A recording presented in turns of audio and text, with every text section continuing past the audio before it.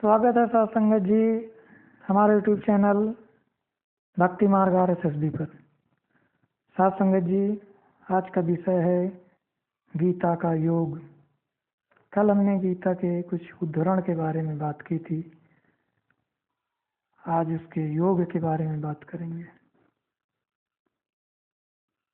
सत्संगत जी, जहाँ तक योग तथा ध्यान की विधि का संबंध है, श्री कृष्ण कहते हैं योगी को एकांत में निवास करते हुए विचारों तथा मन पर नियंत्रण करके आशा तथा लोभ से मुक्त होकर निरंतर योग में लगे रहना चाहिए।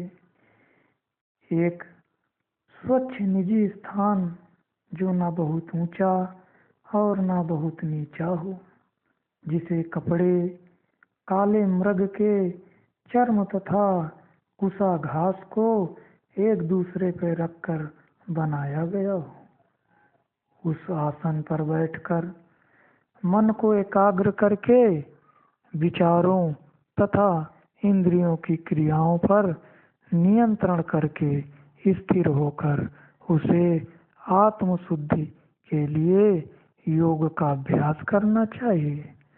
शरीर, सिर तथा गर्दन को सीधा रखकर स्थिर होकर नाक के अग्रभाग पर पूर्ण एकाग्रता से ध्यान केंद्रित करना चाहिए।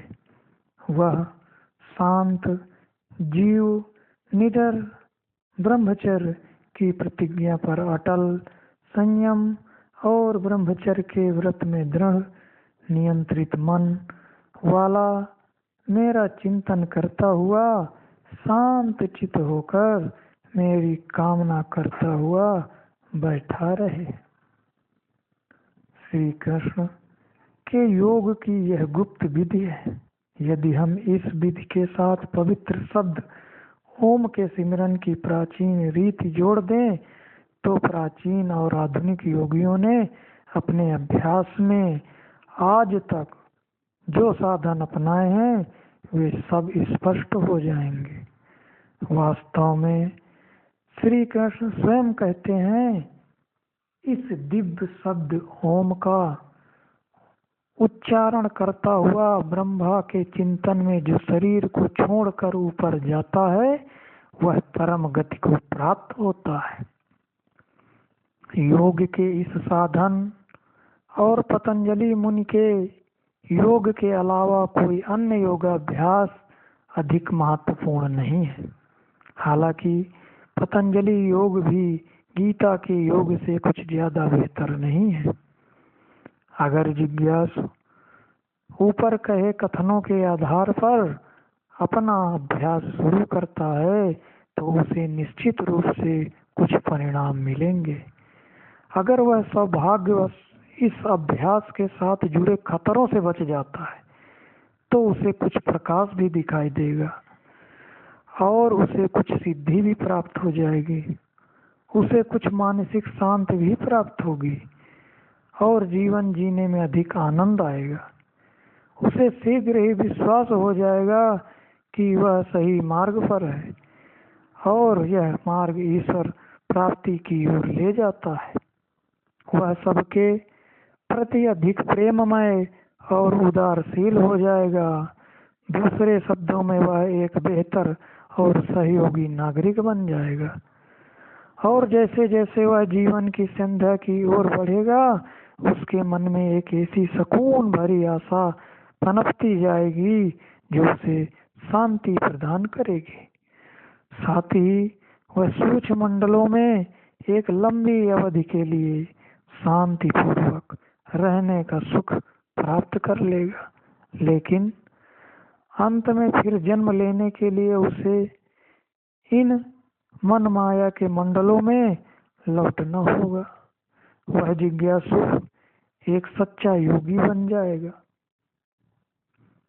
जिसमें योग साधना का ज्ञान और शक्तियां जागृत हो जाएंगी। यह कोई छोटी उपलब्धि नहीं है, परंतु हमें यह भी याद रखना चाहिए कि एक योगी जो ब्रह्मलोक से परे नहीं गया वह एक सतगुरु या संत नहीं है। हमें इस मार्ग का अध्ययन करते हुए इस महत्वपूर्ण अंतर को ध्यान में रखना है। एक और खतरा योगी के मार्ग को घेर लेता है। उसे यह भ्रम हो सकता है कि उसने आध्यात्मिक मार्ग की सर्वोच्च अवस्था प्राप्त कर ली है, यानी वह जन्म मृत्यु के खेल से परे, 84 लाख के भयानक चक्र से परे अविनाशी मंडलों में पहुंच गया। बहुत सी पवित्र आत्माओं ने यह विश्वास कर लिया, लेकिन जब उन्हें अपनी गलती का एहसास हुआ तब बहुत देर हो चुकी थी। कई लोगों को तो अभी तक अपनी गलती का एहसास नहीं हुआ।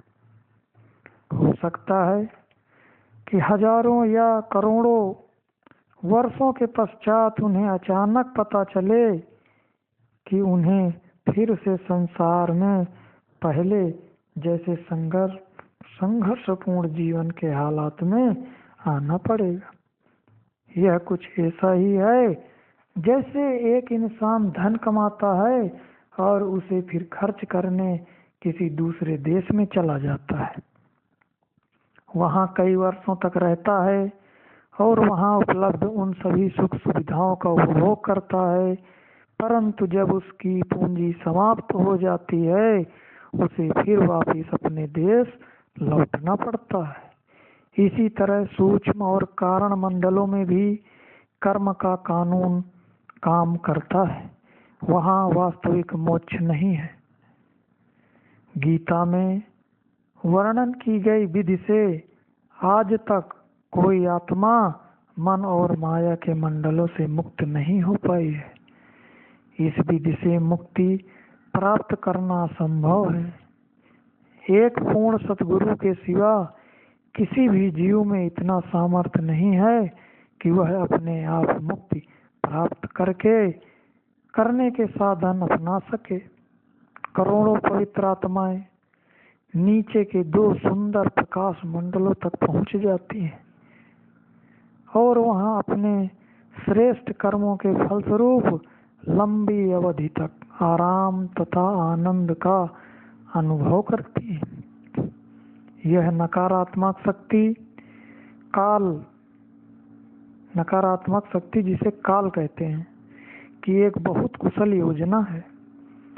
यहाँ तक कि गीता में भी कहा गया है कि ऐसा योगी जन्म और मृत्यु से परे हो जाता है। कई लोगों ने इस भ्रम में रहकर अनथक प्रयास किए। यह बहुत दुखद स्थिति है। इस व्यवस्था को इतनी चतुराई से बनाया गया है कि अभ्यासी सोचते हैं कि उन्होंने सही मार्ग पा लिया है, जब कि वास्तव में नकारात्मक शक्ति अभी भी उन्हें अपने राज्य में कैदी बनाए हुए है।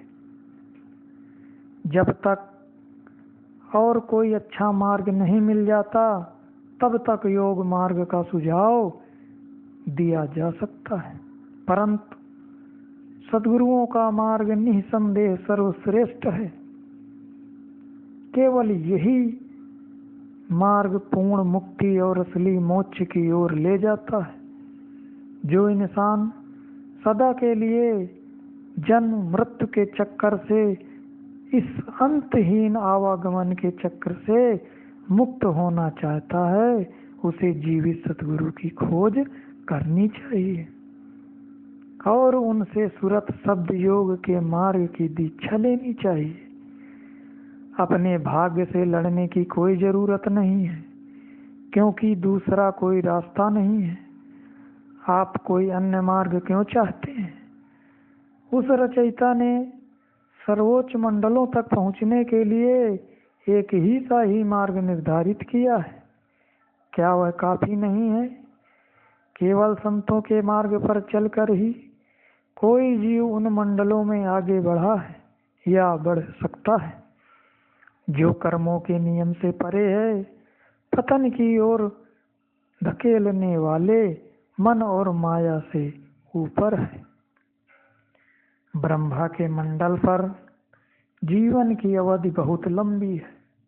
यह प्राय हजारों लाखों वर्षों लंबी हो जाती है, परंतु संत जन प्राचीन योगियों या ऋषियों को ज्ञात सर्वोच्च मंडलों से ऊपर और परे के विशाल मंडलों के बारे में जानते हैं। इसके अलावा ब्रह्मांड भी उस समय नष्ट हो जाएगा जब निर्धारित समय पर प्रलय होगी। यह कथन वेदों तथा गीता दोनों में दिया गया है और उपनिषदों में भी इसको दोहराया गया है। यदि उस मंडल का नष्ट होना निश्चित है तो वहां के निवासी कैसे अमर हो सकते हैं? जब तक आत्मा मायामय जगत से ऊपर शुद्ध चेतना के मंडलों में नहीं पहुंचती, तब तक अमरता की प्राप्ति निश्चित नहीं है। ध्यान से सुनिएगा सत्संग जी। केवल उसी अवस्था में ज्ञान, आत्मज्ञान, मन की उलझनों से, कर्मों की जकड़ और सब प्रकार की प्रलयों और महाप्रलयों से ऊपर उठ सकती है। आओ अब हम श्री कृष्ण द्वारा अपने शिष्य और प्रिय भक्त अर्जुन को दिए गए अंतिम निर्देश पर ध्यान दें। उनका यह महान कथन गीता का सर्वश्रेष्ठ उपदेश है। इसे महाकाव्य कहा जाता है, जो दिव्य काव्य के महान उपदेश क्रम का सर्वश्रेष्ठ भाग है।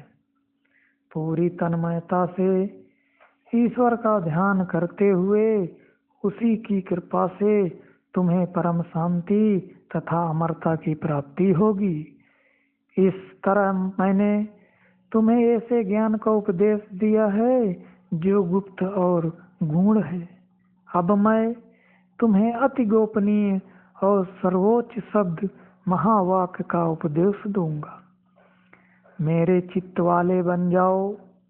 इसकी तुलना ईसा द्वारा कहे गए इन शब्दों से करें। इस मन को अपने भीतर धारण करो। मेरे में श्रद्धा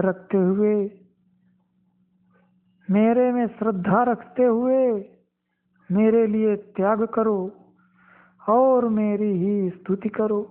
निश्चित रूप से तुम मेरे पास आओगे, क्योंकि तुम मुझे प्रिय हो। व्यवहार के सभी नियमों को छोड़कर केवल मेरी शरण में आ जाओ। मैं तुम्हें समस्त पापों से मुक्त करूंगा। शोक मत करो। गीता के इस भाग को यहीं समाप्त करते हुए हम चेतावनी के रूप में कुछ शब्द अवश्य कहेंगे।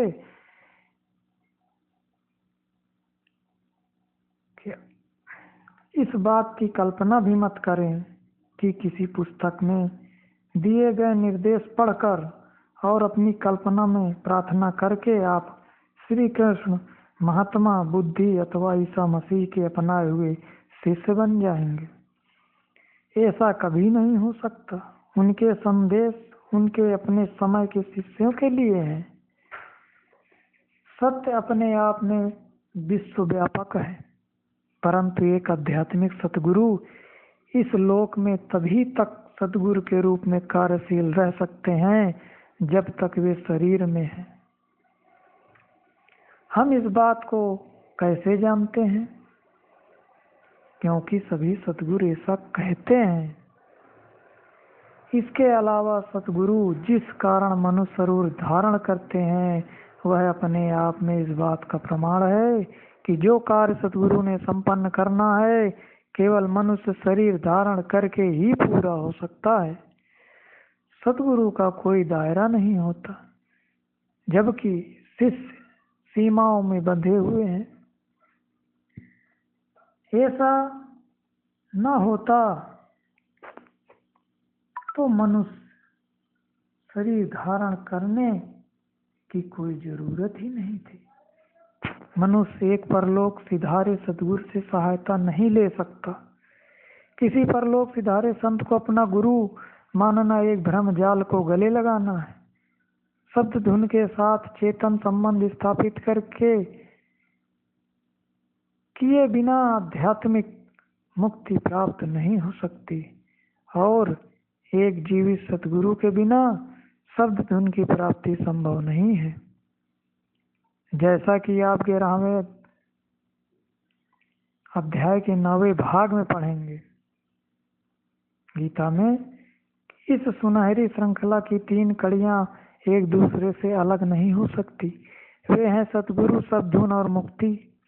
यदि आप मुक्ति चाहते हैं तो अपने आप को सतगुरु तथा शब्द धुन इन दोनों तक पहुंचना होगा, अन्य कोई रास्ता नहीं है। जब श्री कृष्ण ने अर्जुन को उपदेश देते हुए ये सुंदर वचन कहे, निसंदेह तुम मेरे पास आओगे, तो ये शब्द केवल अर्जुन या उनके अन्य प्रिय भक्तों पर ही लागू नहीं थे। ये जन साधारण के लिए नहीं थे, न ही भविष्य में किसी व्यक्ति के लिए जो अपने आप को श्री कृष्ण का शिष्य मानकर उपासना करने लगे। यही बात पिछले सभी सद्गुरुओं, सभी धर्म ग्रंथों तथा सभी धर्मों पर लागू होती है। यदि हमें ईश्वरीय साम्राज्य में प्रवेश करना है और इस भौतिक जगत से परे जाना है, तो हर हालत में हमें जीवित सतगुरु की आवश्यकता है। जो जिज्ञासु उच्च मंडलों तक गया है, वह जानता है कि कोई जितना ऊपर जाता है तो उसके लिए सतगुरु की संगति के बिना उससे और ऊपर जाना उतना ही कठिन हो जाता है। शीघ्र ही वह मुकाम आ जाता है जहाँ सतगुरु की सहायता तथा उपस्थिति के बिना एक भी कदम आगे बढ़ना असंभव है। साथ संगत जी, वीडियो पसंद आया हो तो लाइक करें, शेयर करें और सब्सक्राइब जरूर कर लें। राधा।